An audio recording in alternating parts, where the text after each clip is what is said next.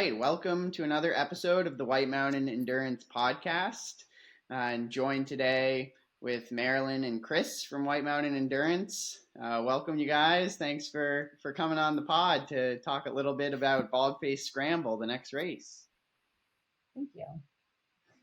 Um, Yeah. so, yeah, if you want to, maybe, Marilyn, you can kick us off just with a little intro about your background, both in the White Mountains and then also working with White Mountain Endurance. That would be awesome. Okay, sure.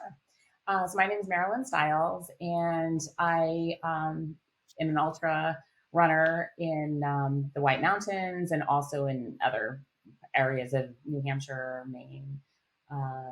And I went out to Arizona for my first ultra race out there last March, which was really cool. So I've done all the White Mountain endurance races a couple of times. And I've also done volunteer work at some of the races in the years that I didn't do them, volunteering at other races as well. And last year, I became part of the Aravaipa White Mountain Endurance event crew. So now I work at the White Mountain Endurance races on the event crew, which I love. And I still do ultra races, but now I'm competing in other races outside of the White Mountain Endurance races.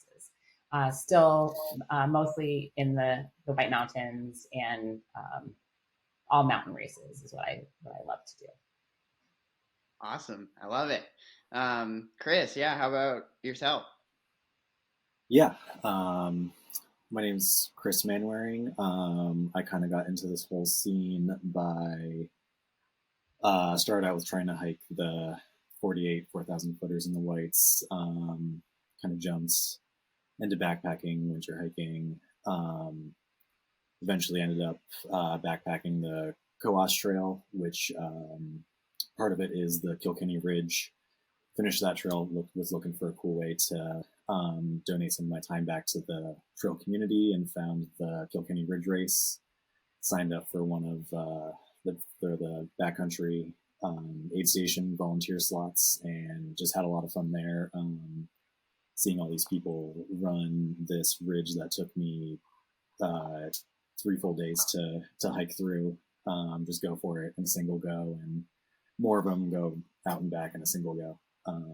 So kind of dipped my toe into trail running, ultra running from there. Started volunteering the year after that, and joined the event crew last year with Marilyn as well. Sweet. I love it. Yeah, no, you guys are definitely very valuable members of the crew and bring a lot of good energy to the events. And yeah, I'm psyched to chat more about Baldface with the two experts. You guys have been out on the course a lot. So yeah, for those maybe unfamiliar with our races, Baldface Scramble is a brand new event, sort of joining the calendar this year. It's maybe most similar to our Chikura mountain race in June. We have a 14K and 29K for Baldface. It'll be happening next weekend, August 17th in Chatham, New Hampshire. And yeah, this is also going to be the third race in the White Mountain Endurance Cup. So for those who've been following along this season, we put together a series of races. So Chikura, Jigger Johnson, Baldface, and Kilkenny Ridge, and all sort of the sub-ultra distance categories within those races. You can work to complete 3 of the 4 races for completion of the cup. And we also have, for those competing for the podium, some additional incentives with the cup. And it's been a really exciting season so far, seeing people kind of tackle each of these races and have a lot of returning runners. I mean, you guys, what are your thoughts on the cup? How has it been sort of following that throughout the past couple of races? Oh, the cup has been exciting. So exciting. It's been such a great addition to the race series. I think it's brought a lot of new people to the races, and it's just brought a whole nother level of excitement. And it's been really cool to see the athletes that are doing the cup. A lot of them, are from this area. A lot of them know each other, and to see how they are together during the race and after the race, and watch the interaction and listen to their conversations. They're all so supportive of one another. They all respect one another so much. And they all are out there to, even though, yes, they're competing, they're still out there like doing this together, and like rooting for each other. So that's been really cool. Absolutely, yeah. Yeah, for sure. It's a lot of fun seeing seeing the familiar faces from the past couple of races, seeing the names on the sign up sheet, and I think just really highlights the White Mountain endurance community, and the all the regular faces are making a good putting up a good show in the cup. Yep. Yeah. Yeah. I like what you're saying, Marilyn, about sort of the camaraderie between participants. I think there's definitely, been a lot of that out there. I think some of these races are so challenging, and it's just sort of one big epic adventure that just to get through it is like a success in many people's mind. So yeah, it's been fun seeing people support one another along the way. And yeah, so far it's been a pretty close race. Pretty close series in the cup. So the way we're scoring it is that pretty much every second counts. So 100 points are awarded to the men and women's winner of each race, and then points are awarded by the percentage off of the winning time, which makes it exciting. Where maybe if you're a runner and you maybe fell back a little bit in a couple places, like it's not solely sort of what place you're in, but every second that it takes for you to get to that finish line is going to contribute to your score. And let me pull up right now the current leaderboard. So we've had two races. We're halfway through the series. And right now on the women's side, we have Lindsay Weigel from our Aravaipa racing team.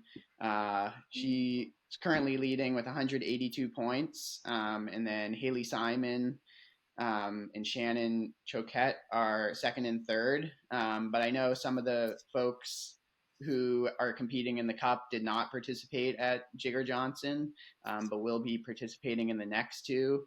Abby Bennett and Caitlin Patterson, who had a close duel at Chikura back in June. They'll be back this next weekend for Baldface.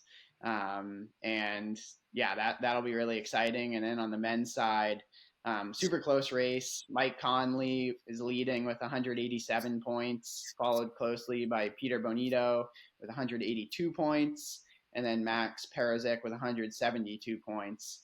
So, I think they'll all be racing this next Saturday at Baldface. There's some good competitive energy out there. It'll be fun to follow along.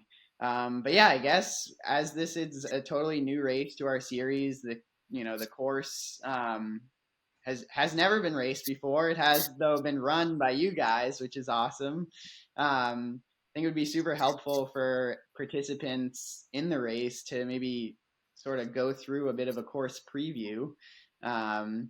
We've been sharing some photos on the social media, but I think, hearing your firsthand experience out there these past couple of weeks would be great.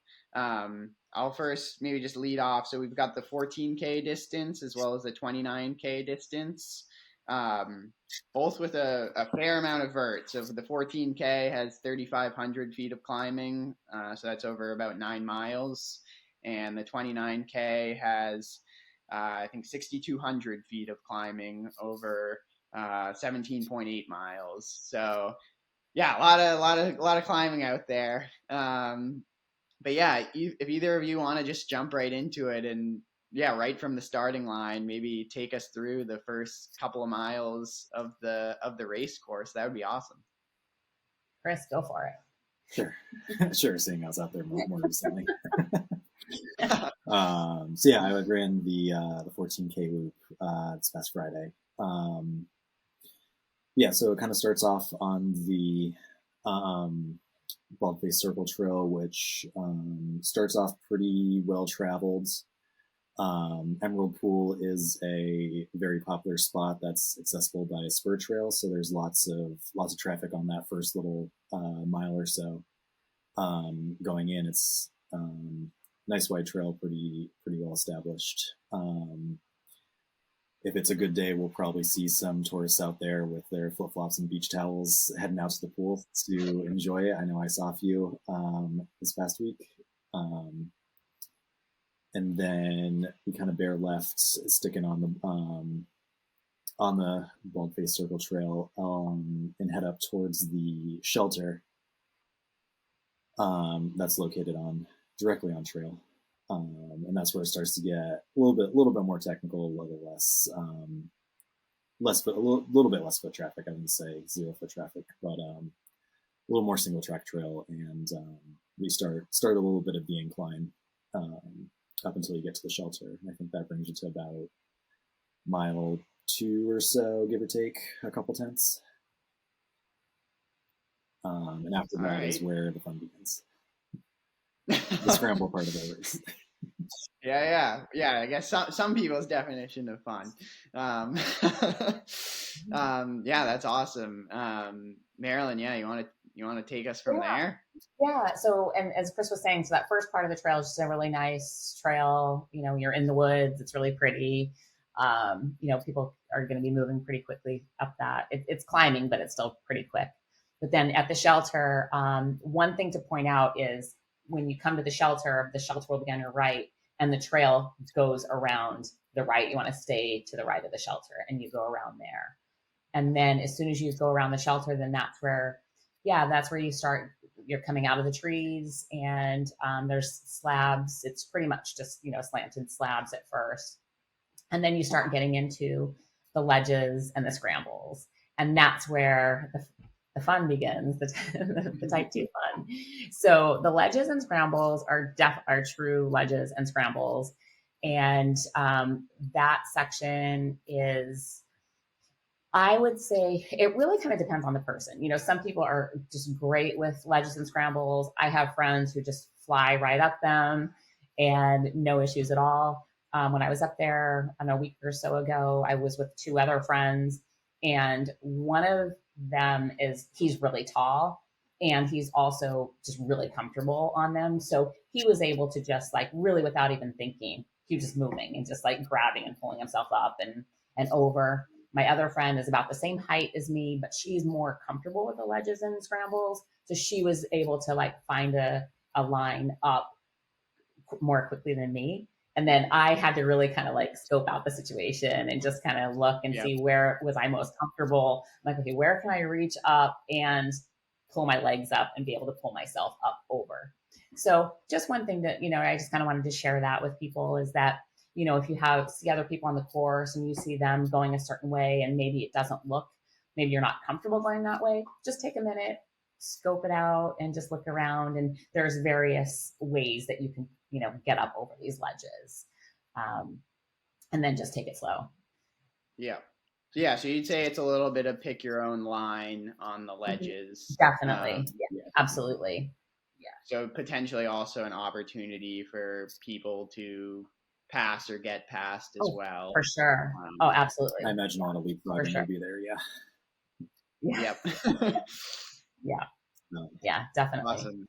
And in terms of, like, weather, how would you say the weather could affect that section of the course? Like, if it's a little bit more wet, or how much more difficult would that add to that section? It'll add difficulty for sure. I think it's going to really slow people down.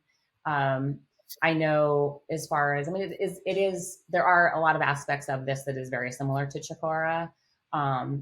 And with Chikora, it's the same way. When it's wet, it's slippery. And so you just kind of have to take it slow. I think going up it will be a little bit better than if if people were coming down that side. I would recommend it. So it's good that the course is going the clockwise direction on the bald faces, Yeah. which will help.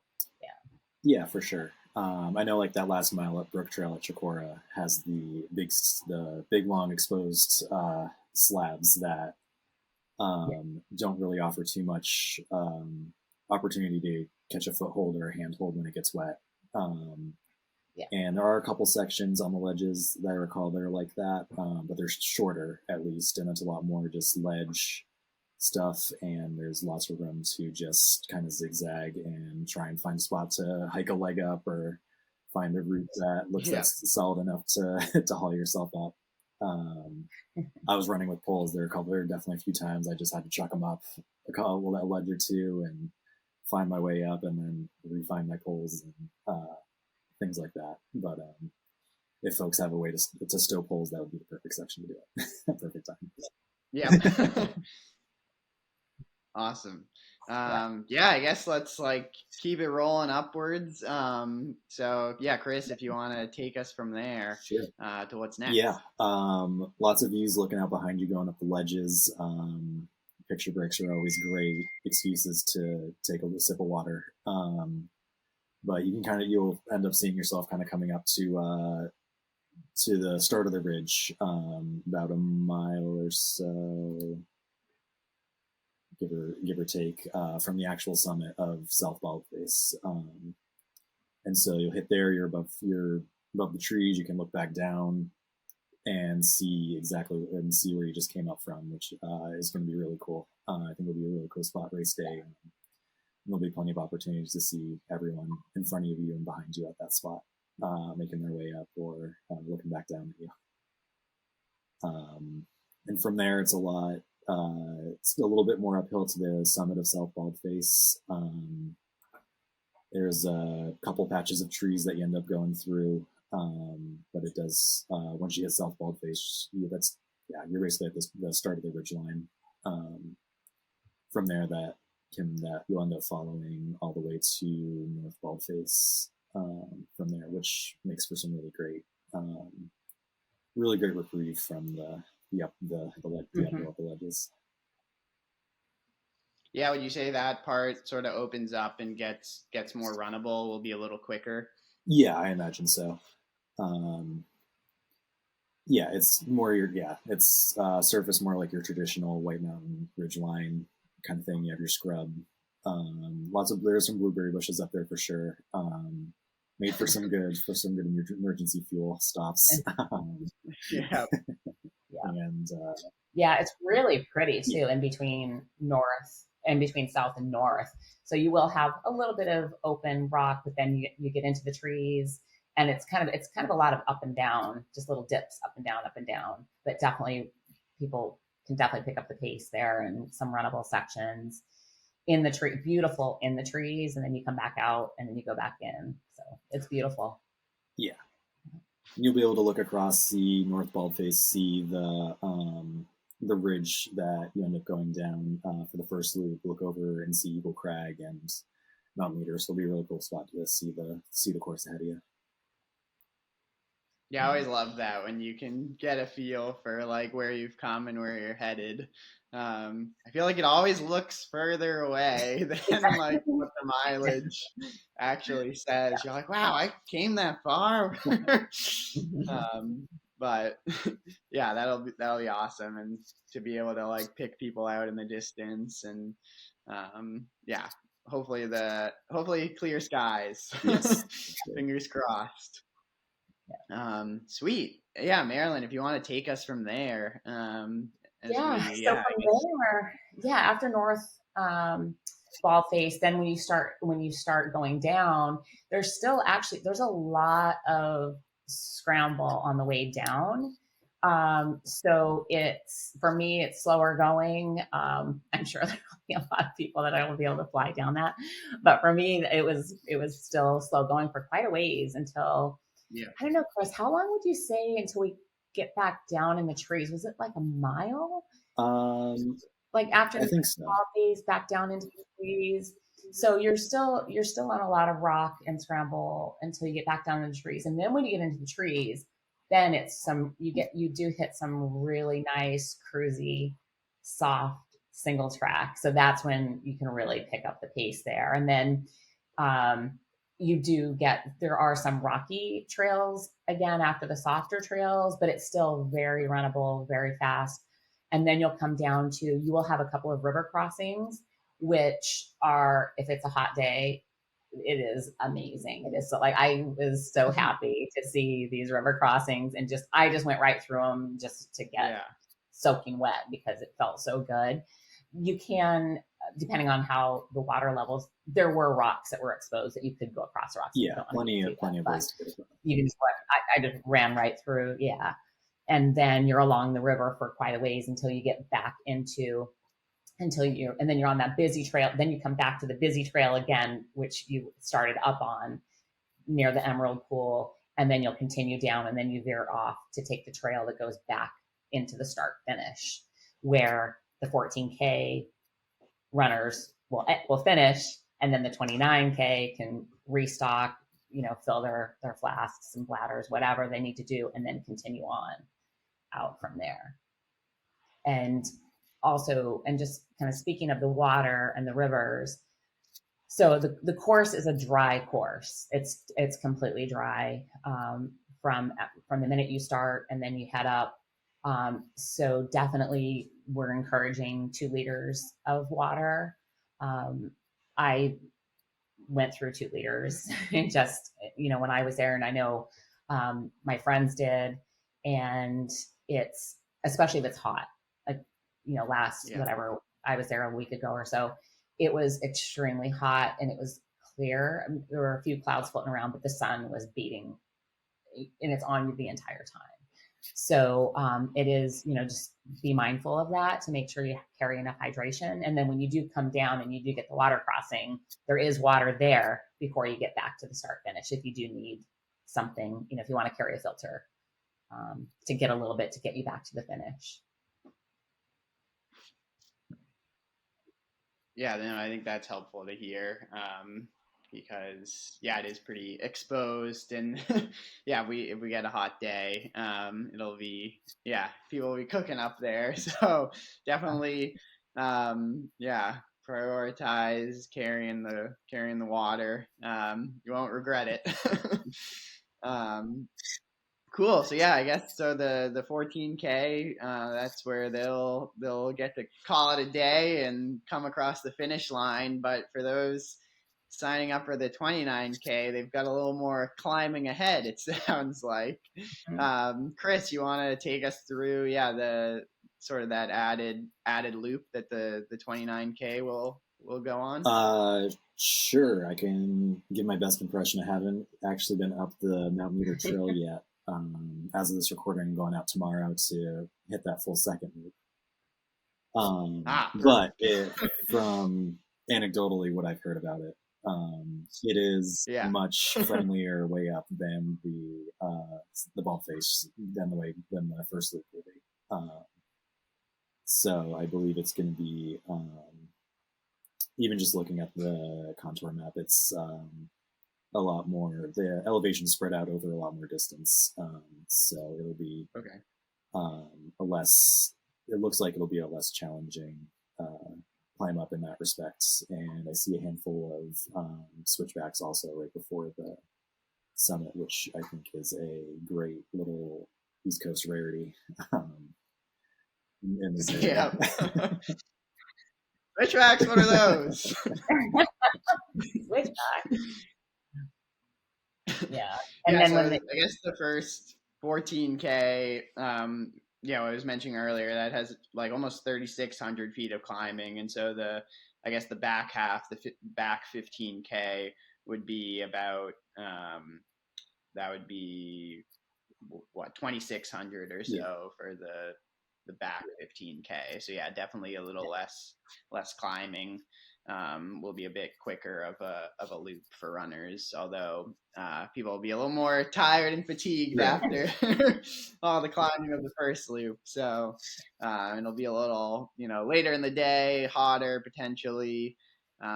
So definitely when coming through the start finish, like Marilyn was saying, take the time to restock, refuel there, to get you through that next part. In terms of like the downhill, are you familiar at all with, or either of you familiar with the downhill section of the back half? Yes, I No, we still hit both the have our Baldface going up. Scramble trail. A couple years ago. I don't know if you seen that section yet, Marilyn? The second part of the course for the 29K. Yeah, I couldn't remember if you went down, if you'd seen Baldface No. Trail. Okay. I can speak to that then a little bit. I've hit Eagle Crag on a separate hiking trip, and the downhill on the Baldface Circle Trail for that second loop was a lot very similar to the first downhill. It's lots of Okay. you're in out of the trees a little bit to start. It's very pretty well established, pretty well marked, and yeah, it's a good running surface, nice and soft. There's still soil on the rocks, as Evans Notch is not as quite as well traveled as the rest of the whites, so we have some nicer trails there. Nice. Cool. Yeah. Are there any other things that either of you want to highlight in terms of the course for next weekend, or things to keep in I was just going mind? to I was just going to mention too on the at the end of the 29K loop. So when they come down, it will actually join up with the same trail that the 14K comes down. So it will actually come back onto that same trail, and it will have those water crossings again. So when they finish, so when the 29K people are finishing, they will be back on that trail again. So they'll have those water crossings again, which will be nice before they head back into the finish. Yeah. So something to look forward to. Yeah. Yeah, and I believe there's plans to have a couple course marshals out on the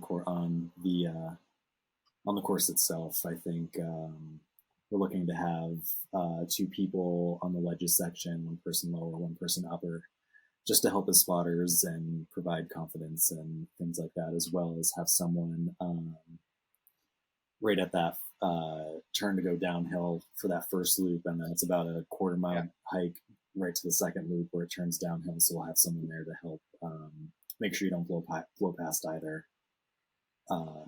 turns. Awesome. Yeah, it's always nice to see friendly faces out on the trail. Like you said, at least for a confidence reminder that you're on course. And yeah, so I guess going maybe back to some of the competition for next weekend. I'm curious, you guys, if you've thought at all about finishing times and how you would maybe compare them to I guess Chikura or Jigger Johnson. Are we thinking obviously it's sort of in between distance, the 29K of those 2 races. Would you say like a little faster sort of terrain, a little slower? If you want to call your shot in terms of predicting times, I love predictions. So I know. It's tough for me to predict because it's a new race. But I would say, not to give exact times, but I would say a little bit longer than Chikora for sure. Because first of all, I mean, it is a little bit longer distance, more elevation, but it is a lot. I think personally, in my opinion, is a little bit more difficult just because there's more of the ledges and scrambles than Chikora. I think Chikora had, more, yes, it did have it, but it had more, faster runnable sections, I think. So I think the times are going to be a little bit more than Chikora. Yeah, and to your point earlier, Yeah, Marilyn, no, that talking about how I think the time on the ledges is going to be a big determining factor. It's really going to come down to how comfortable each individual person feels and how they plan on navigating that sort of stuff too. Um, I know when I did that first loop, I spent about a fifth of my total time out there just on that, like 0.7, 0.5 miles of climbing those ledges. That was about the yeah. that was a big chunk of my day out there was getting up those scrambles. So I know that I think that first loop will be a good indicator, and that second loop I think will be should be a bit smoother, and we should see some quicker splits there. Are my predictions. Yeah, that makes sense. Yeah, and for reference, I guess Chikura winning times were 2:31 by Mike Conley on the men's side, and then 2:47 by Abby Bennett on the women's side. Both of them will be returning to Baldface. So yeah, I would maybe expect on the men's side like a little bit, maybe right around 3 hours. Maybe just shy, and then for women, kind of in the 3:30 range, probably 3.5 hours. But yeah, it will be fun to see someone set the mark for this inaugural year of the event. And yeah, it will certainly be a high one because we've got some strong competition on both sides. Um, so yeah, just to review, I guess some of our entrants. Maybe we'll start with the woman. Um, so like I was just mentioning, Abby Bennett is returning. She really crushed it. Season opener with Chikura, and I know she's got plans to run the next two races. So she's definitely a headliner, as well as Caitlin Patterson, who came in second at Chikura in June, and she was pretty much up until the last descent within striking distance of Abby. They were probably around 30 seconds gap between the two of them around the summit. And then really Abby put a lot of time into Caitlin on the downhill. And then our third place runner, Lindsay Weigel from Concord, New Hampshire, part of the Aravaipa Racing team. She was third at Chikura, and she was, I'm having a check at Jigger Johnson. She was fourth. And our current leader in the cup. So she'll be returning. Haley Heinrich, who was second at Jigger Johnson. And then some newcomers to the field, Joanna Fortier from Vermont, who's a really strong runner, and she's done well at some of the White Mountain endurance races in the past. And then coming down from Quebec, actually, Sarah Bergeron. She's pretty speedy. I'll be really excited to see how she does out there. So yeah, those are some of our headliners on the women's side. Anything you guys want to add about the ladies? No worries if not. I'm just really excited to see them. It's gonna be they're they're all amazing, strong, and so it'll be fun. Yeah, it'll be interesting strategy whether see how much sort of moves are made on that first loop, first half, and sort of get a gauge as they go into the back half. What sort of time they put into each other. And like you said, there are several spots along the course where you can really see the field either ahead or behind you, which can be a little stressful, but also a good reminder, because sometimes you have no clue where you are in terms of distance to one another if you're just sort of under the trees. So that'll be pretty fun. Yeah. Cool. On the men's side, say definitely the fan favorite Mike Conley from Gorham, Maine. He'll be coming off of a win at Chikura in June, and then he was, I think, fourth at Jigger Johnson. Yep, fourth place at Jigger Johnson, and currently leading in the Cup. And then Peter Bonito will be returning, as well as Max Perozek. So they're our current top three leaders in the Cup. Some other fast folks in the field are Matt Ridley from Massachusetts. This will be his first race in the series this year, but he's done some of the races in previous years. Kevin McDonald, who pretty sure is in fifth place in the Cup, so he's returning.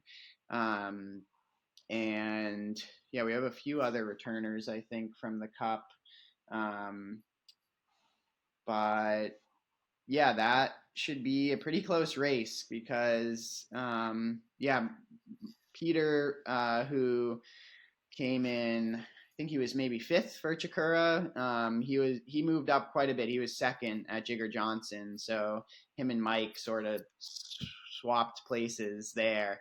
So it'll be interesting. I think Peter's this is some newer racing territory to him. He typically does more ultra specific in previous seasons, more in the sort of 50K plus distance. And so I know he's been really working on the shorter, speedier stuff.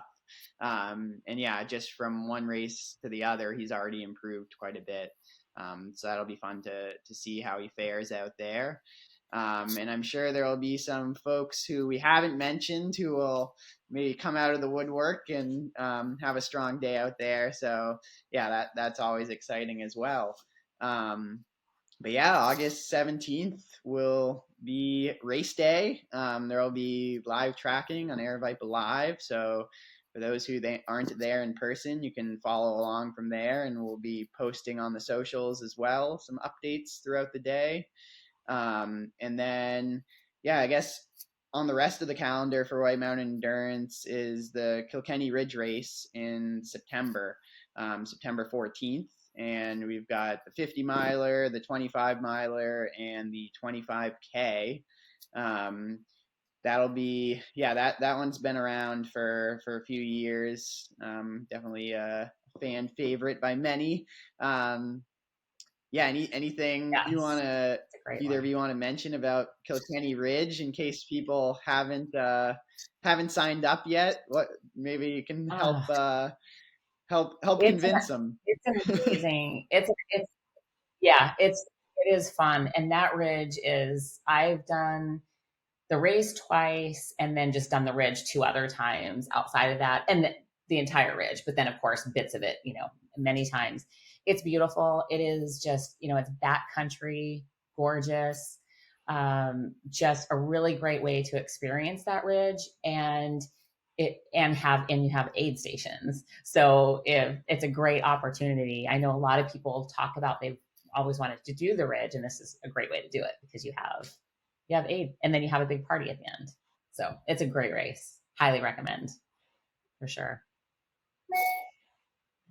Awesome. We just reached the halfway sold out mark. So I think there's around, maybe 90 or so spots across the 3 distances. So definitely register soon if you haven't registered already, because it's gonna probably get close to selling out. And especially with the new distance this year with the 25K, that'll be a popular addition. Sweet. Well, definitely. Since I am curious to know, we of course love that you guys are part of the race crew, but I'm also curious, outside of White Mountain Endurance races, what you guys have on your calendar race-wise or adventure-wise this summer/fall. Either of you got anything coming up? I know I've got a good few things coming up. I did have several races. You can go ahead. Yeah. I did have several, but right now I'm at a standstill because I had an injury, and not really an injury, an issue. So with my hip, so Yeah. it's sidelined me a little bit. So I had to, yeah. So the next race that I'm actually registered for is a 100 miler in October. I'm still waiting to see if I'll be able to physically do that or not. I may have to defer till next Yeah. year. So we'll see. It's to be determined Right. at this point. Yeah. Well, I'll be rooting for, yeah, hopefully that you're able to. That'd be, yeah, sounds like a fun adventure, but definitely prioritize the rest and recovery side of things as well if you need Yeah. it. Chris, I know you're coming off of a already fairly busy spring with some races. Also, shout out, Chris is the Whoopie Mile World Champion. um, we won't go too much Yeah. into that, but just look it up. The Whoopie Mile, Chris down 7 whoopies to take home the victory. Of course, Had to be mentioned. But yeah, what else? What else is on the calendar for you, Chris? Let's see. This coming weekend, I'll be competing the sprint course at the Swim Run Casco Bay event, where we have a good several alternating swim and run legs between all the islands out in Casco Bay, out off of Portland, which will be a lot of fun to get out there. In terms of running stuff, I'll be out at Farm to Farm at the end of September for their 25K, and then I have Mid-State Massive going for my third 100 finish. Overall, first time out at Mid-State, beginning of October, or yeah, mid-October. It's the 12th. And then, yeah, right now just looking at finishing off this year way up north at Bold Coasts and at their 50K. Oh, sweet. All right. Have you registered already? Or goes out quick. Yeah, I know. It goes out quick. Very cool. Yeah, I'll likely be there for one of the distances. Yeah. But yeah, I love that course. And yeah, there's not much else on the calendar that time of year, so I feel like it's a fun sort of season closer. But yeah, for folks who don't know, the Bold Coast Bash is in November, and yeah, right up in the Cutler Coast of Maine. And yeah, you're pretty much running right on the ocean for a good stretch of it, and just really, yeah, remote, rugged trails. But very cool. All right. Well, guys, thank you so much for providing a bit of a preview for runners for Baldface. I'll be excited to see you both on race day, and good luck to all the runners participating. We'll all be out there cheering you on. Thanks for tuning in to this edition of the White Mountain Endurance Podcast.